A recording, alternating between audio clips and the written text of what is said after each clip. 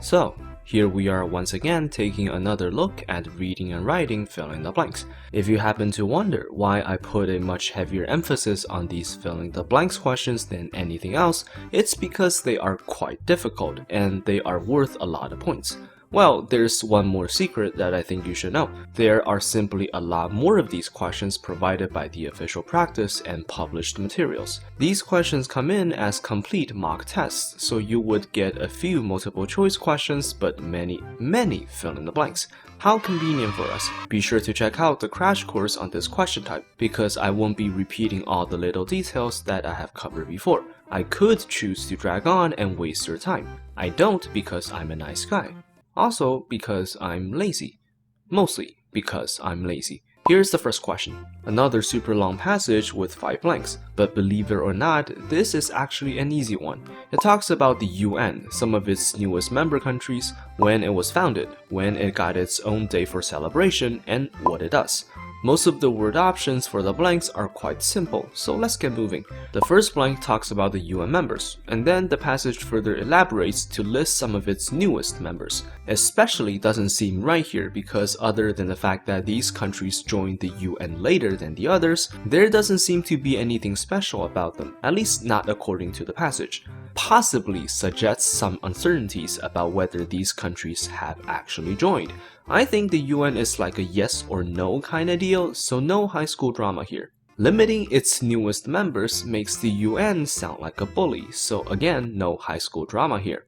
The correct answer is including, simple as that. You can also argue that its newest members are a part of the UN's members, so including works perfectly here. Next up, we move on to talk about the United Nations Day, which has been a thing since 1948. It is on October the 24th, and the fact that we have a passive voice makes things a little confusing. Wait a minute, these 4 words are like synonyms. Here we go again. We have to know the slight differences and how each should be used to find the correct answer. If something is being watched or monitored, it's more like a surveillance, a word that we came across in the last episode. If I were to give specific situations for these 2 words to be used, I would watch someone if I'm following them as a spy, stalker, or secret agent. If something is monitored, I'm probably watching that thing on a computer screen. You can strike out examined as well, like who's examining a date for celebration. The correct answer is observed, and the phrase to be observed means to be perceived or to be noticed. So people have noticed that the United Nations Day is on October the 24th. Next blank is something you can solve straight away using some knowledge on grammar or common expressions. A little hint, only one of those verbs can be intransitive. It might be difficult to decide if a verb is transitive right on the spot, so here's a little trick that you might want to use. You can make up a simple sentence using these verbs to see how they work. Let me demonstrate. You can connect something to something else. You don't have a preposition after connect, so it's transitive. You appoint someone to a job, so appoint is also transitive. Lastly, you can absorb something you eat or something you put on your skin, and once again we can see that absorb is also transitive. You are left with engages, which is the correct answer. This is a verb that can be both transitive and intransitive. They have different meanings depending on whether there's a preposition used with it, so be careful. Also, as we mentioned before, engage in something is a common expression to say that you are joining in and participating. Fourth blank. We have a few clues. Firstly, whatever we put into the blank, it has to be a quality that the UN has. Straight away, I think you can agree that meaninglessness doesn't work. Wouldn't it be tragic that the UN is actually meaningless? Also, descriptiveness should be eliminated as well. I don't think anyone cares how good the UN is at describing things. Well, at least not as its main purpose. The second clue is that it has to be something that can decline. A consequence isn't something that can do so you're left with influence. The last blank should be a walk in the park for you guys. Give it a minute and see if you can figure out the correct answer. Some may suggest that it's operations, but there's no way you'll believe them, right? What if they're actually right? How could they know? What tipped them off?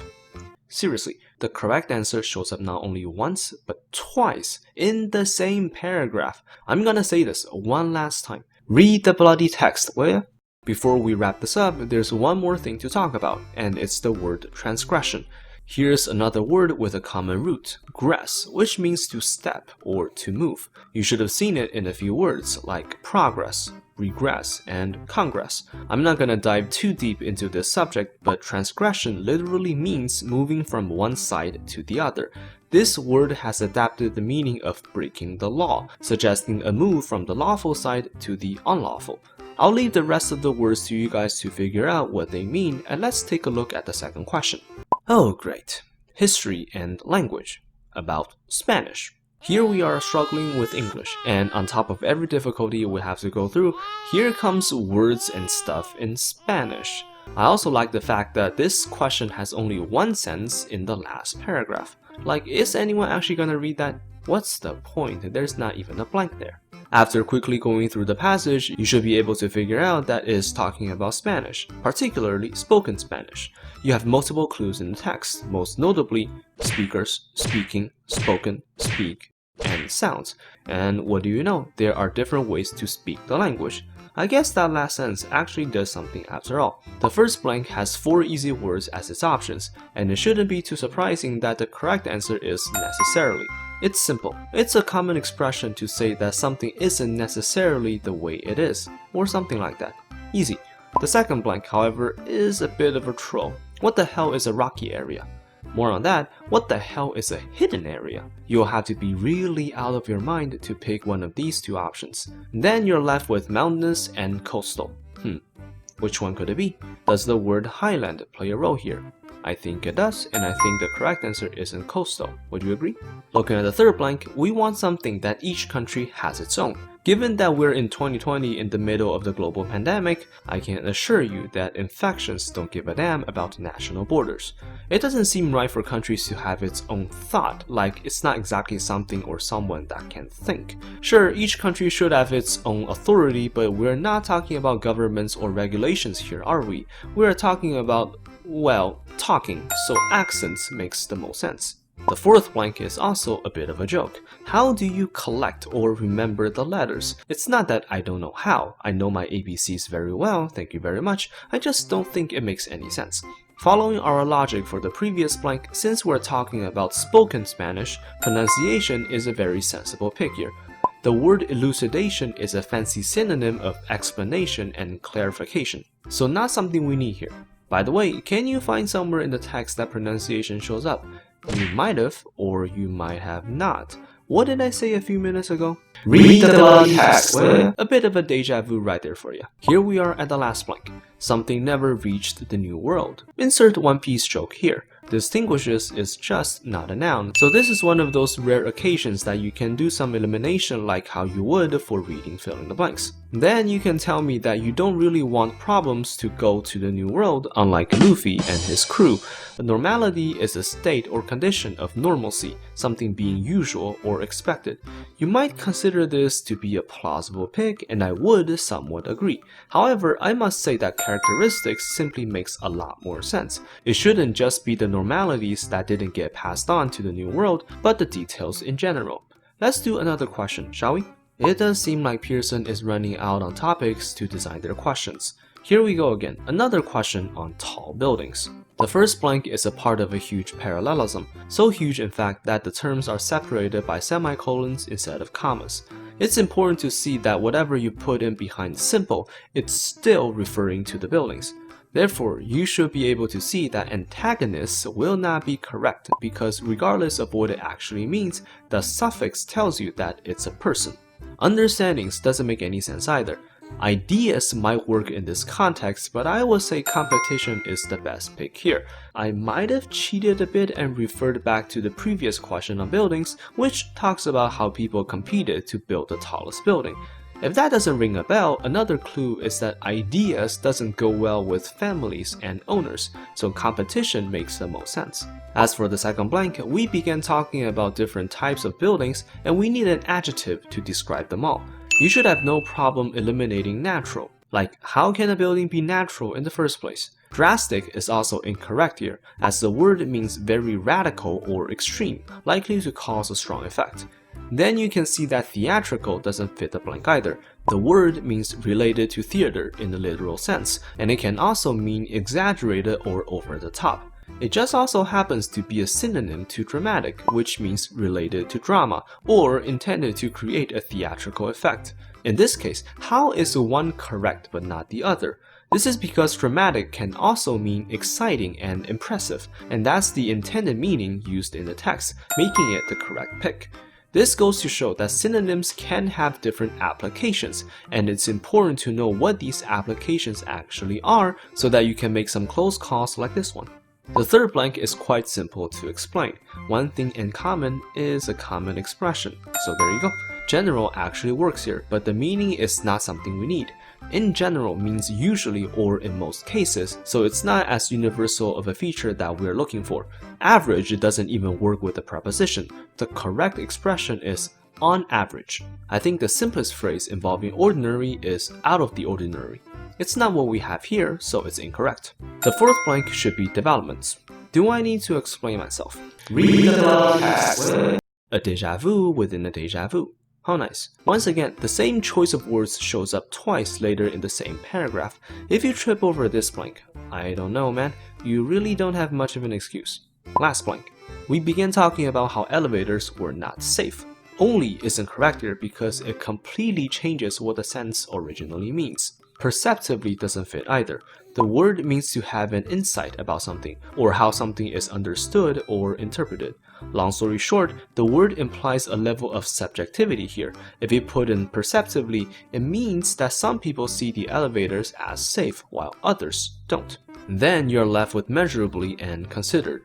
Even though safety is something that can be measured, to a certain degree that is, considered is definitely the better pick here, meaning that people didn't think that the elevators were safe enough. An easy question overall. Let's go through one more.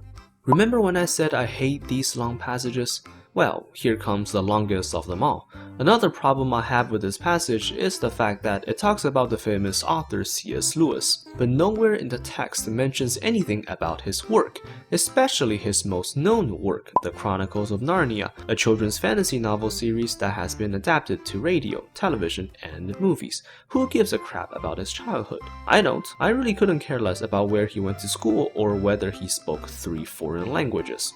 Show off. Whatever, let's get this over with.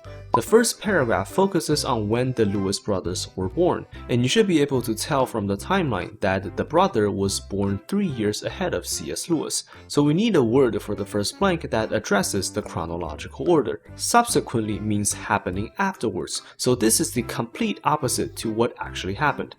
Then the task is to see which of the 3 remaining words is the most appropriate. Ago isn't a good choice here because the word has a very precise meaning, before the present. This is why this word is most frequently used with the present frame of reference, which is not what we have here. And that's where the analysis comes to a stop. I can't say for sure if there's anything wrong with previously, but earlier is definitely the better pick here. If the sentence doesn't have the words 3 years before the blank, then I might have actually gone with previously. However, because there's a number, it sounds much better to go with earlier, which is a comparative degree of early, so it has an emphasis on the comparison. The second blank is another example of how multiple words seem to fit. Let's take a look at the structure. When Northern Ireland was not something with civil strife, you still remember the something method we use for speaking? Their lives were comfortable. Civil strife sounds like a bad thing, and indeed it is. Doubted isn't really that strong of a negative word, so it doesn't fit here. Bothered usually refers to how people might annoy others, so it's more of an emotional thing. Then you're left with pestered and plagued, and honestly these words are very, very similar, even according to dictionaries. They both mean to harass continually, to cause continuous trouble. Well, at least that's true for their synonymous parts. It's the differences that tell them apart and rationalize plagued being the better pick. So what are the differences? Pestered can also be synonymous to bother or interrupt. So in a way, being pestered isn't as severe as being plagued. On the other hand, a plague is a serious, contagious disease, especially one that kills many people. The degree of severity is the deal breaker, but also the minute details about how each word is normally used. This is good evidence that it's not enough to just memorize the word meanings. You have to know how to use them, or else you might struggle pretty hard. The third blank talks about how the brothers played in their own garden. Note here that it's just a regular past tense instead of a passive voice, so the verb has to entail what they did to the garden, not the other way around, so you can right away eliminate inspired. Then you have watched, which makes no sense for two kids to surveil or patrol their family garden.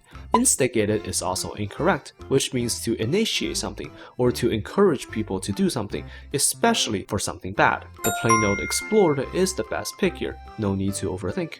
The fourth blank talks about a headmaster or a principal if you fancy American English, and our boy Lewis didn't like him very much. Don't we all hate authority and father figures that we didn't ask for? So let's talk smack about this principal. He being careless doesn't sound too bad. He might be clumsy, but that shouldn't piss off our boy Lewis too much. Could he be desensitized, as in not very sensitive or not easily shocked by horrifying scenarios? So he doesn't feel much, not exactly what we need. Was he deliberative, meaning he considered things carefully? That makes him sound more like a good dude. No, we need a bad dude, so we have to pick unsympathetic, meaning he didn't have sympathy for our boy Lewis. We have one more blank. He went to England and met this bad unsympathetic principal. He went back to Ireland and then he went to England again. This time around he had a positive something, unlike the first time. He suffered before, so he shouldn't suffer this time around, so don't pick suffering. I don't know if there's anything that needs to be understood, so understanding is not a good pick either.